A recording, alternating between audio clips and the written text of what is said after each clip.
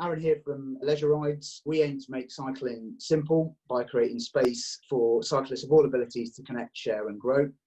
I'm really excited to have an opportunity to speak to Lucy and Charli, who started a fantastic new initiative called Tour de Thanks. Tour de Thanks lend and donate bikes to NHS and essential workers during the COVID-19 crisis. So it's a great cause. I kind of came across it on Twitter and thought it'd be really good to understand a bit more. So Lucy, Charli, thank you so much, both of you, for taking time out of your schedules to speak to me. By way of an introduction, could you just give us a bit of an idea as to what you do and also then about how Tour de Thanks came about? Yes, so I'm Lucy. So I am a paediatric research nurse, so working down in London currently.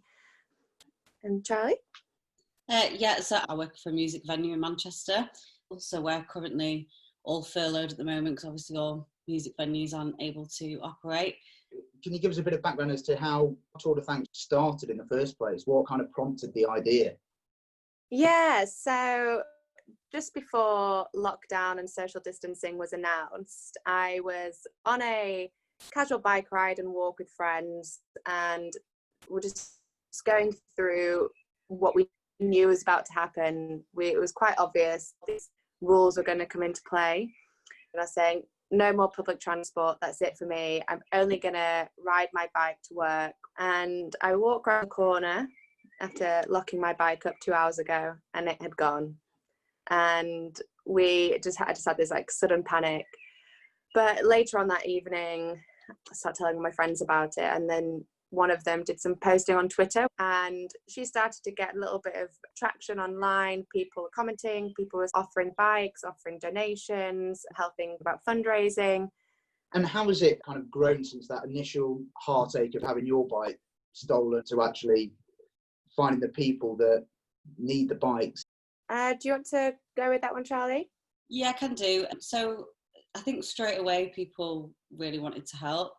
Kind of in the beginning, it was sort of each day there was kind of 2 or 3 the requests for a bike or someone wanting to donate, and then in the last few weeks we've seen a massive rise in that. I think since the lockdown measures were eased slightly, and people have been understandably more afraid of using public transport.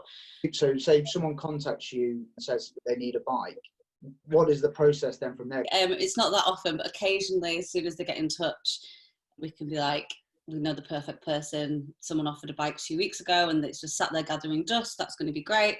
Other times they just kind of have to be on our waiting list, and we'll be in touch with them for a couple of weeks. And then sometimes as well, we've been offered bikes that aren't quite fit to ride. They need a little bit of work. And so Lucy's done quite a lot of work with local charities and people in her community that are willing to upcycle the bikes, get them new parts, that kind of thing. Are there any specific examples that really stand out to you of people that you've helped where it's made such a big impact? Steph is a colleague of mine. She's a nurse specialist for endocrine patients in the paediatric population.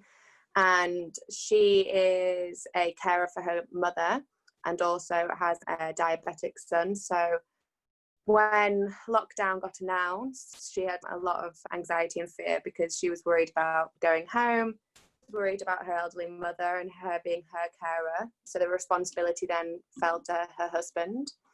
And then she was then worried that if she went home and potentially gave the virus to her husband, then who would be caring for her mother?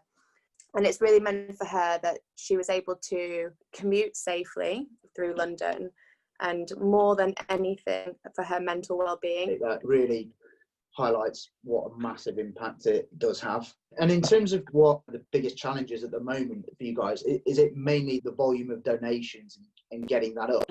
I'd say since the lockdown eased a little bit, it was like the first time that we saw that we couldn't keep up with the demand. For that, it was more or less we were keeping up with it. Even if someone had to wait a week or 2, they were getting one eventually. But at the moment, there's just not enough bikes to go around. So for everyone who's watching, dig out that spare bike, get in touch, and put it to a good cause. Lucy, Charli, thank you so much for taking the time out of your schedules, and absolutely massive credit to what you're doing. It is a fantastic cause, and please all check out Tour de Thanks on Twitter and Instagram, especially if you've got a bike gathering dust in the garage. We'll share all the details across our social media as well. Finally, thanks all for watching. Please check out LeisureRides for more great content for cyclists of all abilities. Thank you.